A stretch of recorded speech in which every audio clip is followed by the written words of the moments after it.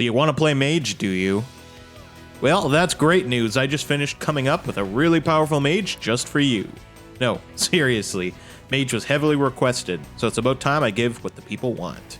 This Elemental Mage is insane. It's probably one of the hardest hitting builds yet, although keep in mind I haven't polished my two-hand build yet. Just so you guys know, I am playing this game in New Game Plus ×2 enhanced difficulty. So the general idea here is you have all your elements covered if you know enemy weaknesses, and even if you didn't, it's still required. Take a look at my spell cooldown time. It takes so long that you have to have a good amount of spells to swap from, otherwise ichor will be the least of your worries. All the while you try to backstab with each chance you get, and absorb ichor with your drain ability to keep your ichor levels high. You should let your companion do most of the frontal assault, while you stay in the back casting spells. You should also be charging in when you know you won't be punished for doing so, or if you have an opportunity to backstab. Let's get into the build. So, Queen is the class you want to use. For those that don't know, you get this class from the good ending of the game. Since I don't expect everybody to have this class, I'll be giving you alternative spells and blood code as we go so you can still play a strong mage until you reach this build. I use Queen due to the crazy high mind and willpower that we get. Artemis is pretty close, so that's why that's a good alternative. A lot of these active spells come from Queen, so bear with me while I go through the main spells of the build. Then I'll tell you what to use until then. We got Chaotic Ash, which is probably the most important part of the build. It gives you an ichor drain. Anyone who wants to play a mage knows that ichor resource management is the hardest part about being a mage. Sadly, there is no alternative for this spell. If you don't have it, backstab more. Sands of Depravity is your go-to AoE.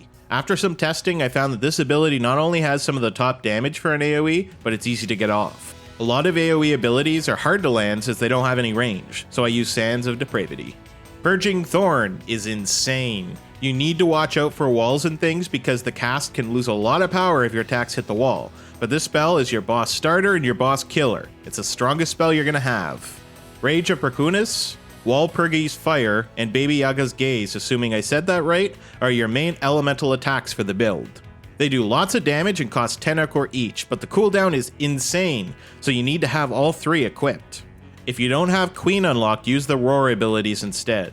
They are still really strong and basically have the same type of attack, just not as flashy. If you prefer some other styles of spells like the homing attacks or the self AoE ones, you could use those too. Ultimately use your preference. I prefer to have range that doesn't become affected during tight map spots, so I kept it simple. Dark Shout is perfect to use before your Purging Thorns attack. It increases the damage by almost double, but it's only for one cast. Use this to either start battles or before you cast Purging Thorn. Gift Prowess is a quality of life active I have on. It increases the speed of your spells. I like this one because some of the spells we're running take a while to cast, so this just reduces your vulnerability a little bit. Elemental Wall is another good one to equip if you're fighting enemies who have elemental damage. It makes it so when you get hit, you don't have anywhere near the damage you would normally take. The weapon I'm using is the Bayonet +10, and I have it fortified. Ultimately, I decided on the extra weapon damage for when I don't have the ichor since I have a drain ability. If you find that you're never having to attack at all, then your best bet is to use the Bayonet Devour enchantment instead. This increases the amount of ichor you drain off of enemies during drain attacks. I recommend this even more for those who don't have a drain spell yet. As for our Veil, the Black Blood Liberator +10 is my go-to Dark Gift Veil. It has really high damage and really good resistance to all status effects. Again, I just have on the standard fortification, but feel free to swap that for Devour.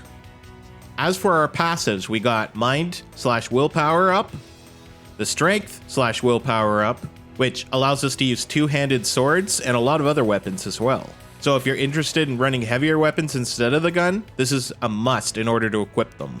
We got the Standard Willpower up and the Max Ichor Boost to give us more mana. If you don't have this one yet, or if you want to swap out the Strength Willpower passive, consider using the Vow of Ichor to increase your mana even further, but be warned, this reduces your maximum health. This Elemental Mage build is insane. It can one-shot most enemies in New Game Plus ×2 enhanced difficulty, and for the bigger enemies, it takes 2 spells. Even bosses are pushovers when you can stay at a distance and do this much damage. If you like this mage build, make sure you drop a like and consider subscribing so you don't miss out on future builds. I'm in the middle of working on some different styles as we speak, as well as getting back to perfecting my two-handed build I released in the mid-game. Let me know in the comments if there's a type of build you want to see that I haven't already made. Feel free to check out my other guides, links in the description. My channel is about helping you play longer, faster, and better so that you can do more of what's important. Enjoy melting your enemies.